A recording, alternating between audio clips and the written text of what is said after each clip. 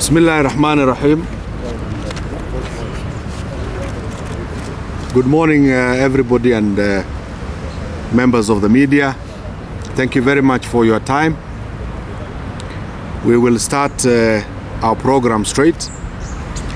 We will keep it as brief and as short as possible. Here are our elected leaders, members of parliament, and maybe I introduce myself as Honorable Abdikadir Aden, member of the East African Parliament from Garissa County. We have 4 of our elected members from the Northeastern region. Our very senior elders and religious leaders, youth leaders, intellectuals are all here. We're going to make a brief statement which is going to be read on our behalf by Senator Olo, and he's going to Senator Abdul Rahman. Sorry, I am using your nickname to introduce you. Senator Abdul Rahman will read a brief statement. After that, we will hand over the program to our elected leaders who will speak to us. And then 1 or 2 or 3 elders and religious leaders from the region will also speak. And that is the main thing we're going to do today. So without further delay, let me call Honorable Senator Abdul Rahman to read the brief statement for us. Good morning, everyone. I think we'll first of all begin with a prayer. I hope these things are properly set. We'll first of all begin with a prayer by inviting Said Somal just to stand where he is and take only 2 minutes. That can be the Sheikh. Mesha the Tagno. Bismillah, alhamdulillah, wassalatu wassalamu ala rasulillah sallallahu alayhi wa sallam. أولا نحمد الله ونشكره على ما من علينا من نعمة الإسلام.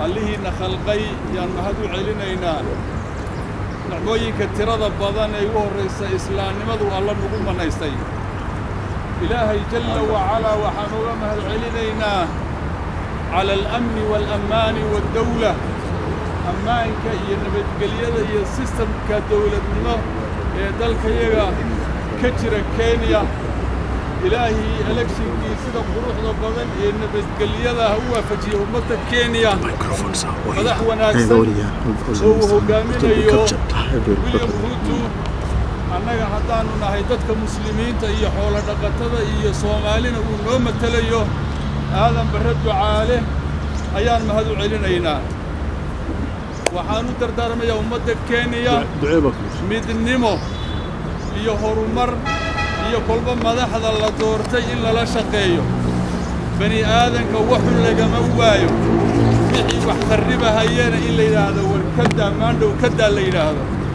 maanta halkan waxaan u joognaa sareena ninka muslimiinta iyo Soomaalida matalaya xoolo dhaqatada ee wasiirka difaaca ninka Ilaahay inuu tawfiiqda siiyo u ducayno madaxweynihii doortayna isagoo qiimeynaya ummadda xoolo dhaqatada iyo muslimka Soomaalidana inaan dhahno William Ruto waa mahadsan tahay wabillahi tawfiiq waxay kala eeldaaska ku daray mahadsanid Sheikh. Thank you very much, Said Somal. I want to take cognizance of the fact that we have members of parliament with us, sitting members of parliament. Adan Haji, our MP from Mandera West. Our young brother here, Yusuf, who represents Wajir West. Major Bashir, whom you know very well, who's been there. And who else? We have 4 of them. And our new member of parliament, Salah. And quite a number of prominent religious leaders and professionals from the Northeast. My task, let me not say the Northeast, but Northern Kenya generally. My task is fairly simple. I'll read the statement on behalf of the leaders present, and it says this way. It's with great gratitude and happiness that we welcome the appointment on the Honorable Aden Bare Duale as the Cabinet Secretary for Defense. We are here this morning to voice our appreciation to His Excellency William Samoei Ruto, the President of the Republic of Kenya, for choosing Honorable Aden Duale for a senior position in his government. It's not the first time that His Excellency the President William Ruto has demonstrated his confidence and trust on our son and brother, having in the past appointed him in various positions, including that of the majority leader. The appointment of Honorable Duale as Cabinet Secretary for Defense is a gain for the entire Northern Kenya and a demonstration of goodwill by His Excellency the President towards the region. We are confident that he's up to the task. As leaders, elders, professionals and youth from the region, we hereby affirm our support and commitment for His Excellency Honorable William Samoei Ruto and his government. Knowing His Excellency President William Ruto's knowledge and understanding of the needs of the pastoral community of the people of Northern Kenya, we are optimistic that the people of Northern Kenya will experience inclusivity and development in Northern Kenya and under his administration. Thank you very much.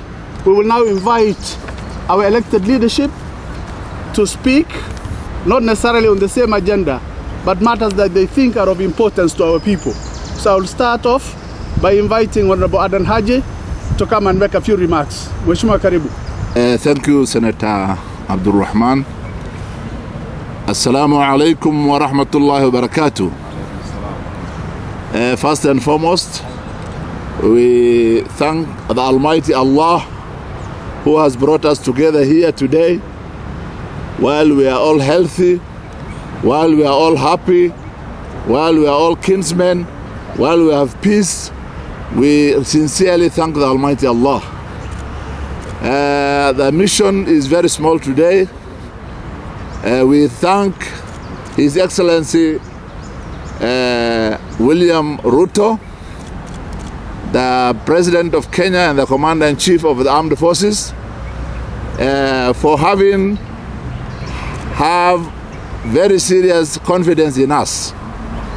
He has just given out his cabinet secretaries, or what we normally call ministers, but among them, in his own wisdom, he said the defense ministry should go to the Northern Kenya and be held by none other than Honorable Adan Duale. We are very grateful indeed, and we expected that. We actually expected it. We even expected more. We know Honorable Adan Duale. He has been the leader of majority in that house for 7 consecutive years. He is somebody who is very sharp. He is a go-getter, and we are sure that he will perform beyond expectation. Thank you, Rais. My second issue is about drought. Currently, we are faced with a very serious drought that in the history of Northern Kenya, such serious drought we cannot remember, actually. The rains have failed for the last 4 consecutive rain seasons. The situation is very, very, very dear now as we talk. We have lost almost all livestock, which means his livelihood.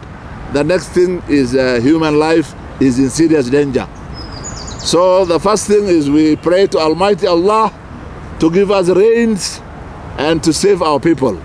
The second thing is the government of Kenya. His Excellency Dr. Ruto, we want you to take a very serious action. We want you to declare drought or this disaster as a national disaster today, so that anybody willing anywhere in this world can come and help us. But the government should take its very serious role, and that issue should be first on the list of agenda. We shall be opening the parliament on Tuesday, and that will be also first on the list.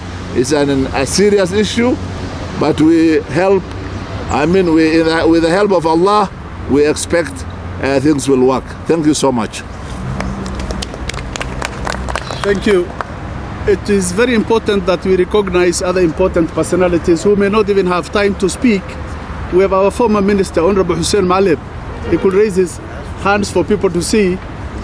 Ambassador Mahat, former PC Saleh, Isaac, Chairman EFP, Economic Freedom Party, our retired Deputy Chief Qadi, and very other important personalities. They may not all of them get time to speak, so we'll invite Honorable Yusuf. Bismillahir Rahmanir Rahim, members of the press, the people from the greater northeastern. Assalamu alaikum. Mine is very brief. First and foremost, I am here in solidarity with our brother Adan Duale, who was appointed by the President of the Republic of Kenya, Mr. William Samoei Ruto, to be the Minister for Defense. That was a very noble cause. We welcome it. We thank the Minister, we will thank the President of the Republic of Kenya for appointing one of us, a good friend, a friend who stood with him all along. I know Duale has been the majority leader before, and he was appointed by none other than the current president. He has now again shown he has faith in him, and he has appointed him as the Minister of Defense. We, the leaders of Northern Kenya, we welcome the move. We thank the President for that particular act. I'm an opposition candidate or an MP, but on this one, I agree with the President. The second issue I want to talk about is the issue of the drought. I don't think if the government has done enough, the issue of the drought. The drought has been there. It is still with us for about 5 years now. Animals have been lost. Human lives are in a very serious situation. The government just recently, last week, has flagged off some food or relief food, which is a very, very small amount of food, which even is not enough to a quarter of the affected population. I appeal to the government to kindly take this matter seriously, act upon it the way they are taking the issue of fertilizer seriously, because they have came in, acted on the issue of fertilizer and given the people, the agriculturists, a subsidy, fertilizer subsidy. But unfortunately, we are not seeing the goodwill from the President and the government on the side of the pastoralists who are in a very, very dire situation. We want to see